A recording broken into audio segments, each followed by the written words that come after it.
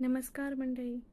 उन्हाळ्याचे दिवस सुरू झाले की बाजारात ओले काजू मिळायला सुरुवात होते. तर ह्याच ओल्या काजूंची 2 प्रकारे उसळ कशी करायची हे आज आपण पाहणार आहोत. यासाठी इथे मी ओले काजू 10 मिनटं गरम पाण्यात भिजवून घेतलेले आहे आणि त्यानंतर आपण ते सोलून घेणार आहोत. हे काजू सोलण्यासाठी तुम्हाला गरम पाण्यात ठेवणे आवश्यक आहे, नाहीतर ते व्यवस्थित सोलले जात नाही. काजू सोलून मी त्याचे 2 भाग करून घेतले आहेत. चला तर मग आता कृतीकडे. पहिल्या प्रकाराने उसळ करण्यासाठी इथे मी कढईत तेल तापत ठेवलं आहे. त्यात मोहरी, हळद, हिंग हे घालून त्यामध्ये तिखट घालून घेतले आहे.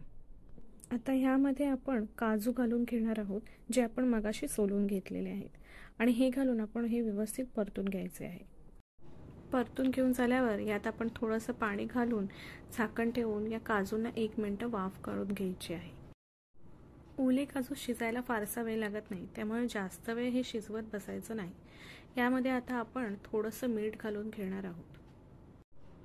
त्यानंतर इथे मी चवीसाठी थोडासा गूळ घालून घेतलेला आहे. हा पूर्णपणे ऑप्शनल आहे, तुम्हाला नको असेल तर तुम्ही वगळू शकता. त्यानंतर यामध्ये 1 चमचा गोडा मसाला घालून घेतलेला आहे. त्यानंतर इथे मी ओल्या खोबऱ्यामध्ये थोडंसं पाणी घालून त्याची प्युरी करून घेतलेली आहे आणि ती यामध्ये मिक्स केलेली आहे. यामुळे उसळ एकजीव होऊन येते. अशा प्रकारे आपल्या पहिल्या प्रकारची उसळ तयार आहे. दुसऱ्या प्रकारे उसळ करण्यासाठी कढईमध्ये मी तेल तापत ठेवलेले आहे. तेलामध्ये 2 उभे चिरलेले कांदे घालून घ्यायचे आहेत आणि हे लालसर होईपर्यंत परतून घ्यायचे आहे. हे कांदे लालसर झाल्यानंतर यामध्ये अर्धी वाटी सुकं खोबरं आणि 5 ते 6 लसणीच्या कळ्या घालून घ्यायच्या आहेत आणि हे सर्व लालसर होईपर्यंत पुन्हा एकदा परतून घ्यायचं आहे. यामध्ये थोडंसं ओलं खोबरंही घालायचं आहे आणि हे सर्व मिश्रण परतून झाल्यानंतर त्याची छान पेस्ट करून घ्यायची आहे. त्यानंतर कढईमध्ये तापलेल्या तेलात 1 चमचा मोहरी आणि हळद घालून घ्यायची आहे आणि त्यामध्ये आपण जी पेस्ट केलेली आहे ती घालून तेलावर छान परतून घ्यायची आहे. ही पेस्ट छान परतून घेतल्यानंतर त्यामध्ये 1 चमचा तिखट घालून घ्यायचं आहे आणि या पेस्टला आता तेल सुटेपर्यंत आपण छान परतून घेत राहायचं आहे.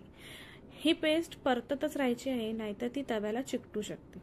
आता ह्याला छान तेल सुटलं आहे, त्यामुळे आता ह्यामध्ये आपण सोललेले काजू घालून घेणार आहोत आणि ते व्यवस्थित परतून घेणार आहोत. परतून झाल्यानंतर यामध्ये आता थोडंसं पाणी घालून घ्यायचं आहे आणि हे झाकण ठेवून 2 मिनिटं ह्याला वाफ काढून घ्यायची आहे. 2 मिनिटं झालेली आहेत. पहा यावर कशी सुरेख तर्री आलेली आहे. आता यामध्ये आपण चवीनुसार मीठ घालून घ्यायचं आहे आणि 1 चमचा गरम मसाला घालून हे थोडा वेळ शिजवून घ्यायचं आहे.